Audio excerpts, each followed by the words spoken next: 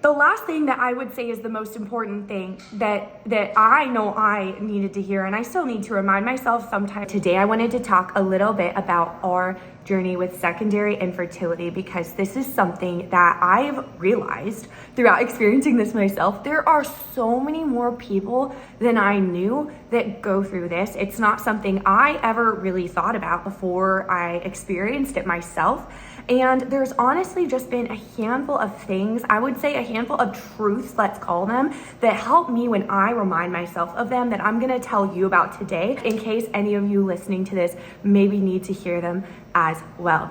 I actually did do a video on my channel sharing a little bit about our secondary infertility journey up until that point. This was about almost a year ago at this time. You can find it on my channel after this video, but this is kind of just like a little updated version of it, slash with these truths, these things that I feel like the Lord has shown me since then that are really encouraging to me when I remind myself of them, that we will get to at the end of the video. So you're gonna wanna stay tuned until the end today. My husband and I currently have a 6-year-old little girl. We started trying for another one when she was 3.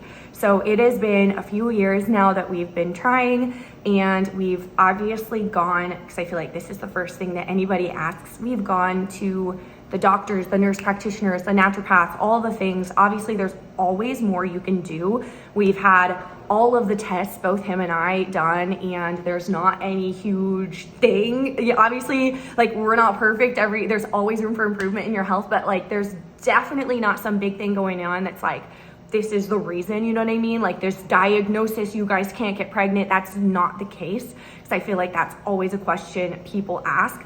Now, there's, I believe, always something else you could do, but it's like at a certain point, it does get really, really exhausting physically, emotionally, mentally, time-wise, and money-wise. It's so expensive to just continue to try new things. And I'm kind of at a point where yes, I'm taking care of myself the best that I can, but I'm not really trying new things. Like, I stopped going to get acupuncture, all these different things. I'm still going to a naturopath, whatever, but like, I guess what I'm trying to say is, at a certain point, it does get really exhausting, and it takes a lot of time and money to continue to just try new things, and there's always something else that you can be doing. And so I'm just gonna share with you guys today a few mindset shifts, things that I feel as though the Lord has reminded me of that are encouraging, that I'm constantly needing to renew my mind with, in case anybody else needs to hear these things as well. The first mindset shift that I've really made throughout this journey of secondary infertility is to start doing all of the things that you were putting off until after. Obviously, when you're trying to conceive, it's a time in your life when you're maybe taking it a little bit slow, you're pulling back a little bit here, you're working on your nervous system. Maybe not for everyone, but I know that's what I've always imagined this time to be.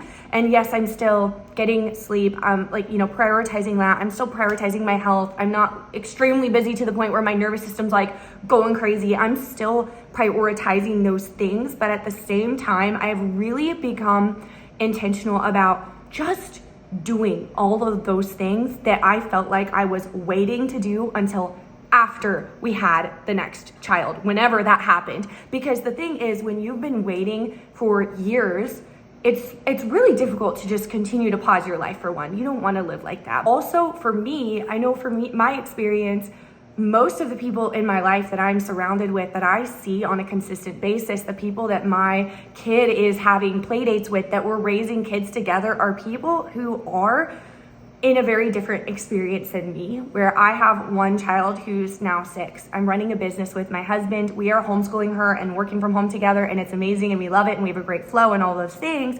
But most of the people in my life have very different callings, I guess, that I'm around. They are full-time stay-at-home moms. They are people who have multiple young children back to back to back, really close in age to each other, and that's just not my experience. It was easy for me for a long time to feel like my life should look like that, or my day should look like theirs. But something I feel like the Lord has really reminded me of is you need to live your life. This is your life. This is your family, not their family. This is your family. This is your family's story. This is your family's journey. And it doesn't need to look like everybody else's. It's okay. In fact, it's actually really, really good, because this is the story, the family, the journey that the Lord has given me. And so instead of looking around and comparing my life, my family's life, my daughter's experience of her childhood to everybody around me who, just from my experience, is the type of people who have a lot of kids close together, and so their children have a lot of siblings. Their lives obviously look way different than mine, but something I feel like he's really been telling me is you need to live your life. It's okay if it looks different. You need to live your life. This is your family, your story, your journey, and it's going to look different, and that's okay. For me, that looks like really leaning into that. Just a small example, something that's been on my heart for a while to do that I was really putting off and saying, after we have our next kid, and whenever that is, who knows, I'll do this thing. And that thing was hosting in-person events for my business. This was something I really had on my heart for a while, but I was so set on, I'm gonna wait. This is something I'm gonna do after, whenever that is. I'm not waiting until after this happens, because we really don't know when that's going to happen. It's been years at this point. I'm going to do all the things that God has put in my heart to do now and not wait. That's one of the things that he has been speaking. Live my life, focus on my life, my family, my calling, my journey. It's okay if it looks different than everyone around me. Boldly doing the things that I have in my heart to do, all of those things that I feel called to do right now without waiting until after the next season to do them. The next thing that I have struggled with, that I feel like the Lord has really, really told me, is stop feeling sorry for your kid.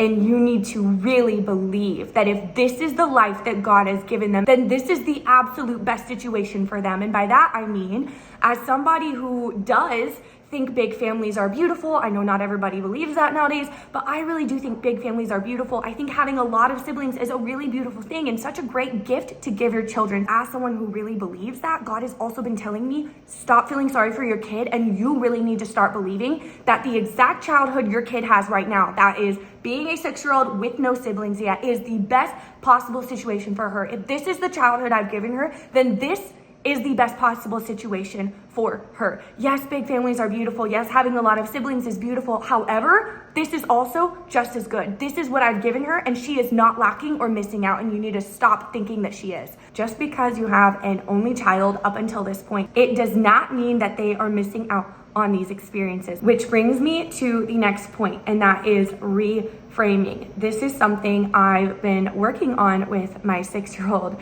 a lot lately. For example, the other day we were walking really, really, really far to get somewhere, and she was complaining. She was complaining that her legs hurt, and she didn't want to be walking anymore. And so a verse that I'm reminding her of a lot right now is the verse that says, do everything without complaining. And I was telling her about reframing and saying that when you start to feel tired, your legs feel tired because we are walking pretty far. We're putting some miles on our legs right now. I want you to replace that thought of my legs are tired, I don't want to be walking right now. I want you to replace that thought with a better thought, which is, I'm so grateful that I have legs that can carry me, because a lot of people wish they could walk and they can't walk. Or walking like this is making me stronger. Once we get home, her soccer season is going to start, and I don't care what she does. She can do whatever sports, activities, whatever that she feels called to do. But right now she's going to be on a soccer team. So I was telling her, when you go home and you play soccer,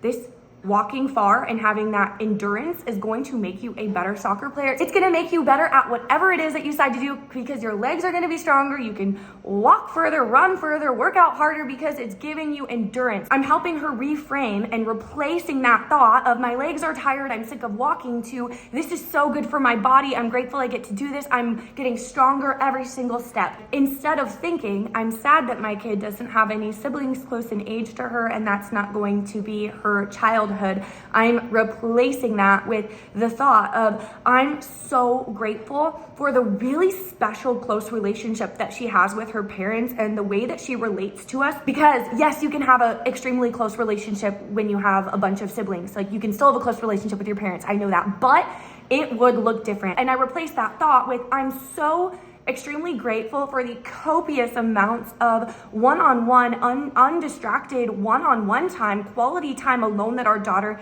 gets with her parents. Instead of thinking, I'm so sad that she doesn't have siblings, I'm so grateful for all the experiences. She has really been able to travel the world. Yes, you can do that with more kids, but it would look different. She was just in a Sunday school class yesterday with kids who are from Mexico, with a bunch of kids who are all living in Mexico, and the amazing experiences that she gets to have they're not better, but they're also not worse than someone with different experiences. It's just different, and it's what God's called her to and our family to. And so instead of thinking, I feel bad, I'm so sad she doesn't have all these siblings, replace it with something else. Like, I'm so grateful that I get to help her foster lifelong friendships. I get to help her invest in her friendships that may not be sibling relationships, but I can help her invest in her lifelong girlfriend friendships, with her lifelong close cousin relationships, because those are all valuable as well. The last thing that I would say is the most important thing that I know I needed to hear, and I still need to remind myself sometimes on this journey, is this. I have to, and you have to, if you are experiencing this journey as well, or something different that, this can still relate to, is I have to fully believe and be fully convinced that if this is what God is giving me, then it is a gift. I used to think that, okay, maybe if my kids end up having a 5-year age gap, it'll be okay. But if it's 10 years, that's so not okay. That is not God's best for my family. Obviously, we are way past the 5-year, my daughter's 6. We're way past that now. But I've chosen to really believe that if this is what God is giving us, whatever this ends up being, then it is going to be God's best for our family. It doesn't matter what's popular or trending right now. It doesn't matter what you hear people say on podcasts. It doesn't matter what other people's families look like. It doesn't matter what the world thinks about families that have really big age gaps and how negative that is and how horrible of a thing that is. It doesn't matter. I choose to believe that if this is what God is giving us, whatever that ends up looking like, because at this point I have absolutely no clue, whatever it is that he ends up giving us is his best for me, for my family, but most importantly to me, for my daughter, because that's my biggest concern. Is I want her to have the best childhood possible, but I have to choose to believe that he cares about that even more than I do. He knows what she needs, and if this is what he's giving us, then this is the best possible situation for her. I don't know who needed to hear that today, but I'm gonna end this video here. Keep it short and sweet. Thank you for hanging out with me today. If you grabbed value from this video, hit the like button, and if you know someone who's going through secondary infertility, it's something very specific. It's something I definitely didn't understand until I had experienced it myself. It's a very weird thing, especially when you don't know anybody close to you that's currently experiencing it, and everybody close to you is experiencing the opposite, and their life looks very different than yours. So hopefully this can help a little bit if you're experiencing this as well. These are things that I choose to believe and renew my mind on, that I feel like the Lord has taught me. If you need to renew your mind on these things, go back and listen to this video again. Listen to it 5 times until you drill this into your mind, and share this video with someone you know that is experiencing secondary infertility. And I'll see you guys next time.